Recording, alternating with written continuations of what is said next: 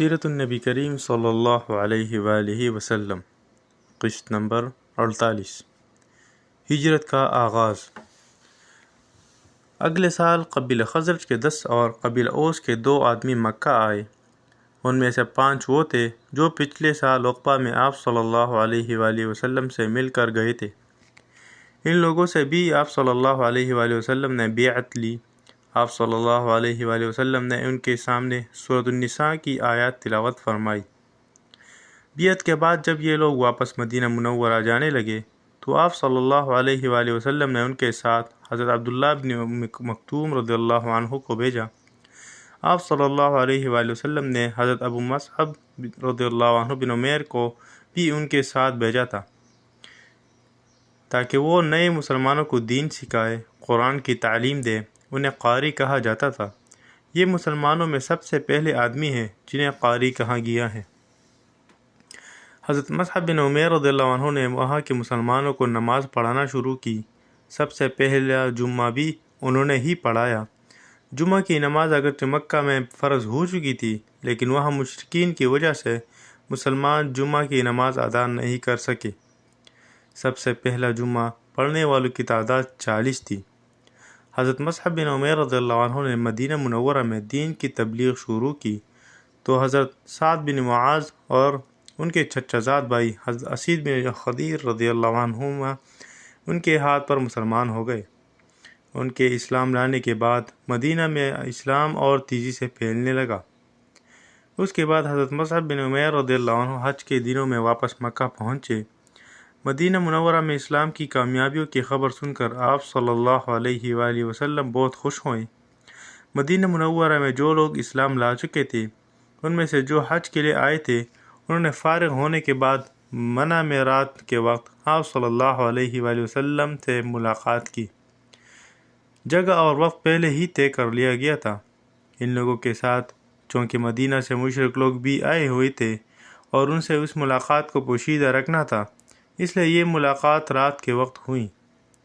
یہ حضرات کل 73 مرد اور 2 عورتیں تھیں۔ ملاقات کی جگہ عقبہ کی گھاٹی تھی۔ وہاں ایک ایک 2 کر کے جمع ہو گئے۔ اس مجمع میں 11 آدمی قبیلہ اوس کے تھے۔ پھر آپ صلی اللہ علیہ وآلہ وسلم تشریف لائے۔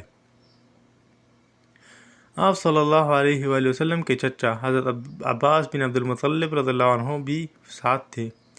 ان کے ہاں علاوہ آپ صلی اللہ علیہ وآلہ وسلم کے ساتھ کوئی نہیں تھا۔ حضرت عباس رضی اللہ عنہ بھی اس وقت تک مسلمان نہیں ہوئے تھے۔ اس وقت آپ صلی اللہ علیہ وآلہ وسلم گویا اپنے چچا کے ساتھ آئے تھے تاکہ اس معاملہ کو خود دیکھے۔ ایک روایت کے مطابق اس موقع پر حضرت ابوبکر صدیق رضی اللہ عنہ اور حضرت علی رضی اللہ عنہ بھی ساتھ آئے تھے۔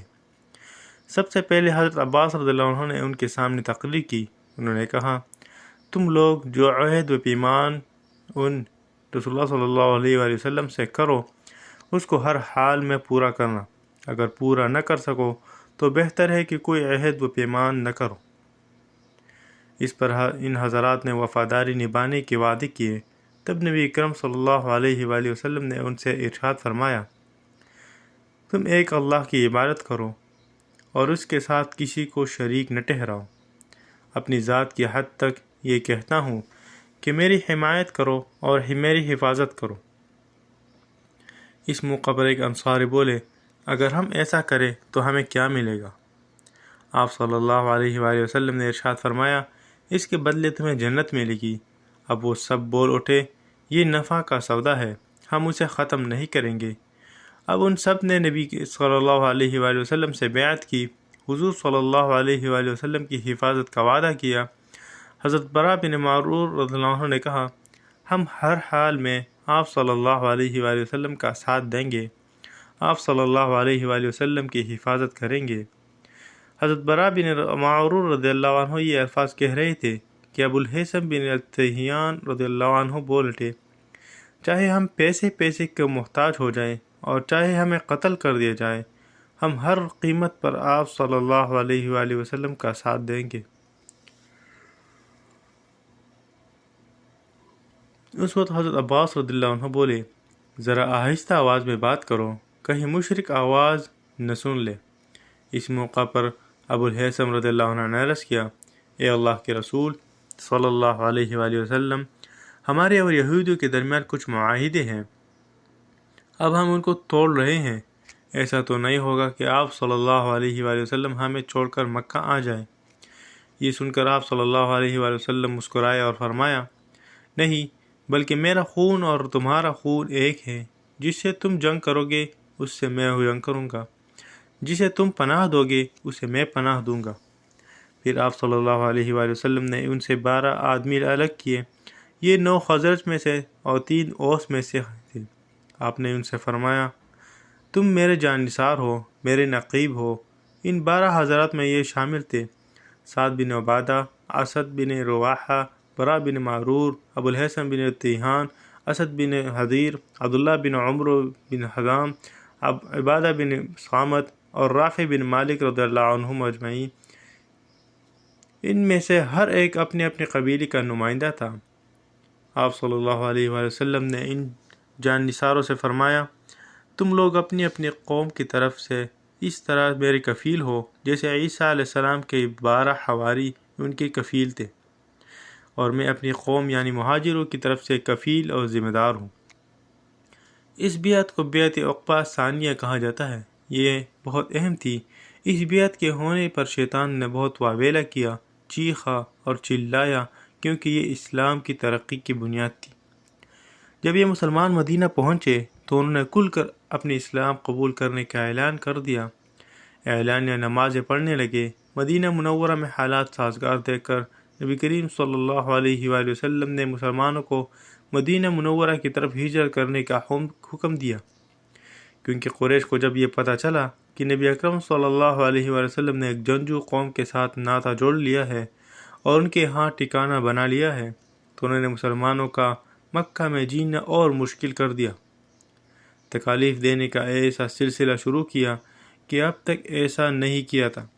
روز بروز صحابہ رضی اللہ عنہم کی پریشانیاں اور مصیبتیں بڑھتی چلی گئیں۔